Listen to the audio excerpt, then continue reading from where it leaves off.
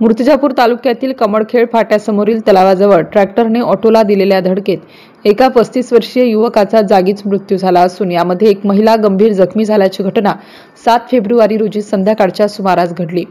या अपघातात ऑटोमधील प्रवासी गोपाल पाचरे वय 35 वर्ष याच्या डोक्यावरून ट्रॅक्टरचे टायर गेल्याने युवकाचा जागीच मृत्यू झाला, तर छाया चावरे ही महिला गंभीर जखमी झाली आहे। अमरावती जिल्ह्यातील गणुरी येथील गोपाल सुरेश पाचरे हे आपल्या परिवारासह बार्शीटाकळी तालुक्यातील दोनद येथील आसरा माता मंदिरात कौटुंबिक कार्यक्रमानिमित्त गेले होते।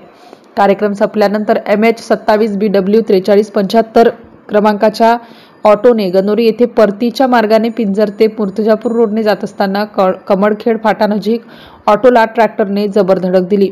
घटनेची माहिती मिळताच मूर्तिजापूर विधानसभा मतदारसंघाचे आमदार हरीश पिंपळे यांनी श्रीमती लक्ष्मीबाई देशमुख उपजिल्हा सामान्य रुग्णालय मूर्तिजापूर येथे धाव घेऊन या अपघातात मरण पावलेल्या व जखमींच्या नातेवाईकांना आर्थिक मदत केली। या प्रकरणी भारतीय न्याय संहिता BNS प्रमाणे गुन्हा नोंदविण्यात आला असून या घटनेचा पुढील तपास ग्रामीण पोलीस स्टेशनचे ठाणेदार श्रीधर गुट्टे यांच्या मार्गदर्शनाखाली दीपक कानडे करीत आहेत। MCN न्यूज मराठी करिता धनराज सपकाळसह कॅमेरामन नरेंद्र वाढवणकर, अकोला।